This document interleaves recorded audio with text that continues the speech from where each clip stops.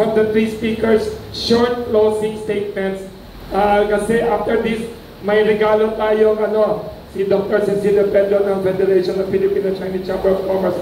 May regalong mooncake to everyone dito, lahat ng media, nagpa-prepare si Dr. Pedro. And very lucky tayo lahat today, hindi pa Christmas, may regalo tayong happy toothpaste and other products mamaya for everyone. We would like to request short closing statements from everyone. All the other questions we could forward to all the three speakers. Ang dami nagre-reply dito. Dami nagko-comment na ang galing daw ninyo tatlo magsalita. The time is too short. Maybe next time we'll invite you again. So let's start with Dr. Pedro and Mr. Tulfo and Mr. Dumdum. Your message to the public about MSMEs and the Philippine economy. Very short. Unang-una, nagpapasalamat ako kay Mr. Ben Tulfo sa ginagawa niya sa Bitag.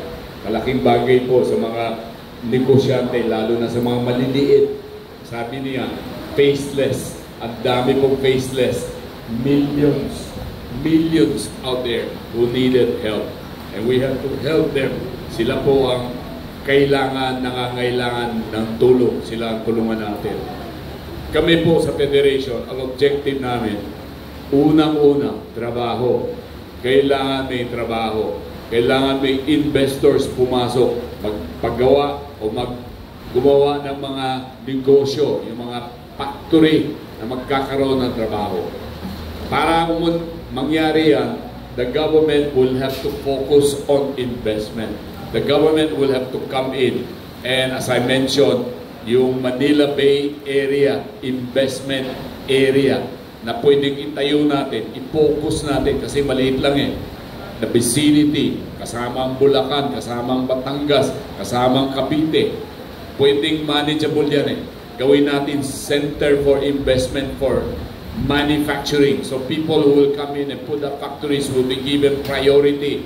People who will generate jobs, especially plenty of jobs, maybe 500 to 1,000, give them green lane. Ang tawag niya, green lane.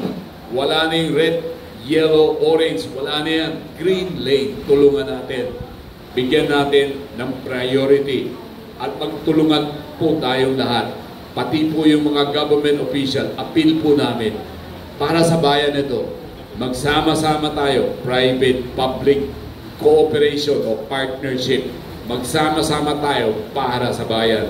Kailangan natin ng trabaho. Kailangan natin umunlad ang Pilipinas.